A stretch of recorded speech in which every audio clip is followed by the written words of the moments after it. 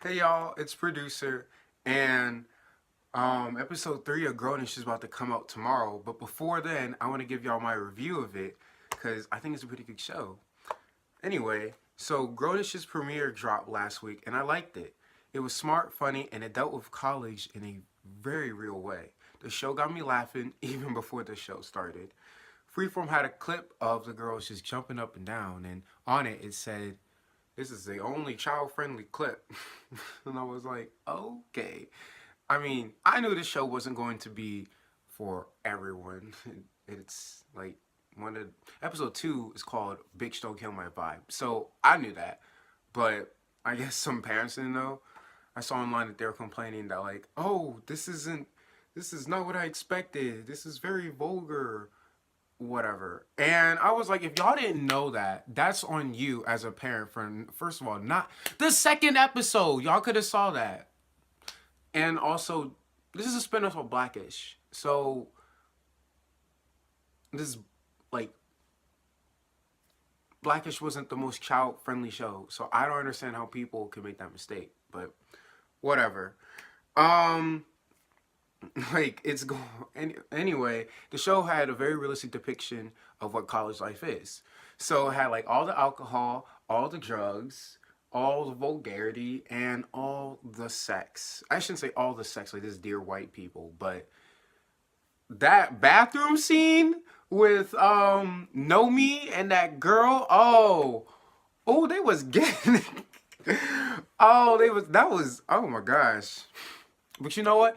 If Nomi want to get that action, let her have it.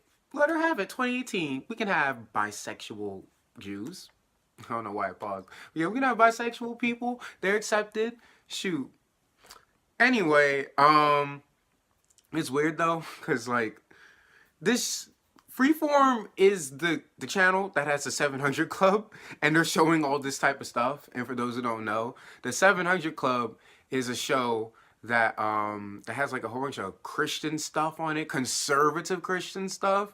So yeah, they probably wouldn't approve of it. But I mean, whatever. It's just juxtaposition. But yeah, I liked the show. I also liked how diverse the cast was. I hope all their cultures and the characters are completely fleshed out and accurately represented. Although I found out that Francia Raisa is actually Honduran and Mexican, not Cuban. So I don't know why her character in the show, Anna. I don't know why Anna is Cuban, but whatever. I was just curious about that.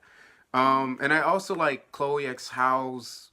Well, first of all, I actually don't know how to pronounce it. Is it Chloe X Howe? Is it Chloe X Halle or whatever? Anyway, I like them as the twins on the show because they're really funny, especially that episode 2 where they're talking about how they don't do any drugs. I was like, okay, y'all do too much. Y'all literally do too much. Um, but I think that they're really funny and their backstory is really interesting. Because of course, there's a lot of black people in the hood and they're using sports as a way to get out. There's nothing new about it, but they added a bit of just not only that they're twins, but because they're so fake to each other and other people, I think that just makes it a bit more interesting. And they have to hood a persona of like them not being ratchet. I think that's just I think it's a little interesting little twist. Which, by the way, speaking of ratchet, I would buy ratchet O's. Would y'all want to buy ratchet O's? I mean, not ratchet hoes. Oh my gosh, ratchet O's. I would buy ratchet O's. Very delicious, nutritious, and ratchet for your soul. I should be in a market brand. I should be in their marketing team. So, I personally relate to Zoe, Aaron, Luca, for the most part in the show. Zoe because of her upbringing, Aaron because of his activism and wokeness. Although he's doing too much, he gives us woke black people a bad name because he was like, we need to protest the fact that there's all the blackboards are replaced by whiteboards. Like what? Why? Just when who is it? All them buttons were good except for Michelle 2020 because Michelle's not running for president. But anyway, all those buttons were good. Then he had to bring out all that extra. If is there like a word for extreme black activists like for lefties it's called like SJWs, but there should be a word for it because that's what he was giving me. He was giving me those vibes. But yeah, I relate to Aaron in that way, and I relate to Luca because we both have our clapbacks and we're both pretty laid back. Although when I mean that we're laid back, I mean that I'm laid back in like a nonchalant, let's just chill type of way, not in a I smoke weed and I don't care about my classes type of laid back, you know? So, things that I didn't like in the show aren't a lot, but they were there. First of all, I'm very upset that there are no dark skins on this show. There's no dark skin representation, period, which I thought the casting people would do. They would get more, put in more of an effort, get dark skins. Just because, I thought, as black people, we would try to fight stuff like colorism, but maybe not. Um, but I will say I did like I said, I like the diverse cast. They have Latina, Desi, bisexual, and Jewish representation. Not too many representation is given to them, like all in the same space. So I'm glad they have that. Like this is just a great, what's it called? Oh, this is this is just a great show with its representation. Side note, I also died when they showed Vivek's hero. Okay, okay, man. Um, this also leads to my second problem. Why is Zoe in the second episode only with the non-black characters? Like, there's nothing wrong for hanging out with non-black characters, but she has a group, she has a trio with her, Vivek, and Nomi. Why why is it why is she the only black one in the group? Like I would think a show like this, there would be there would be more black people, you know? Cause like of course she can't have Aaron in the group because she's stalking Aaron. So how do you stalk Aaron with your friends if Aaron is your friend? No, that just doesn't work. But what also doesn't work for me is like you could have had the twins or you could have had Luca, but the twins were just there at like random points, whether it be at a party or at Papa K's. And Luca looks like he's only really in like school related stuff. So I'm just a little curious as to why he wasn't in the episode that much. Well, both of them actually weren't in the episode much, and why can't she just have another black person in the group? I'm just curious about that. Um, and finally, the last thing I had a problem with is why did Charlie get a lot less screen time than in Blackish? Like he got screen time, a lot of screen time in the first episode, but I like he wasn't doing much for me. I think he should he wasn't doing much. I think that he should I don't know, be like a more interactive teacher. Like I'm guessing, Principal Baldwin. Yeah, he should be like how Principal Baldwin was in Saved by the Bell.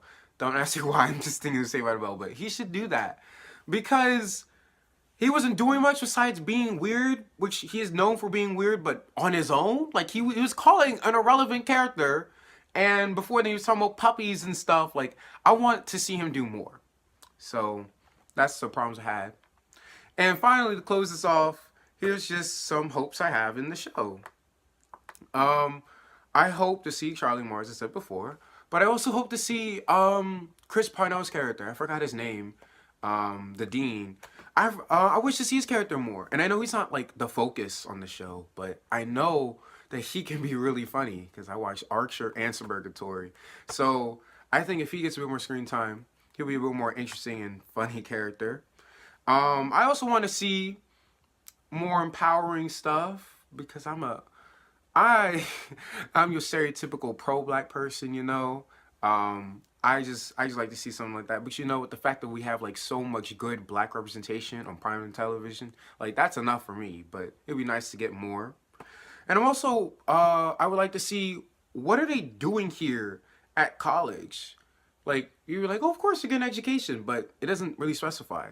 We know Vivek's story. He's trying to be an engineer, and he's majoring in all these STEM courses, but we don't know about everybody else. It's fine, I guess, because it's only the first two episodes. It's the premiere, but I wish to find out more. So that would be cool if y'all could put that in. And I want to see more of the campus too, cause it's a fictitious campus, so y'all can make it really cool. Finally, um, I think y'all should explore Anna's character a bit more. It's a given that y'all will, because she just, and I mean just, was a character introduced. Well, I mean, she was a character in the first episode, but she's become an actual character, not just like a plot device. Um, because she's now friends with Zoe, so I definitely think she's gonna be in the episodes a bit more. But I'm just saying, I want to see her character more. So in conclusion, I think this is a great start to 2018 for media, and a really good start for Black media for 2018. And I have a lot of hopes for the show, and I'm really excited. Um, but yeah, I can't wait for episode 3 tomorrow. As y'all can probably tell, this is my first video. I'm literally reading off my script, but I'm using, which by the way, I'm using a music stand as my as the thing to record this video. I played a tenor, by the way, but anyway, but yeah, it's my first time. This is my first video. I hope y'all like it, and I'm curious to see y'all's comments on Grownish. Y'all can just drop it in the comments below. But yeah, y'all should follow me on Twitter at Producer Post. You know, same name. And yeah, I'll see y'all next time with another video.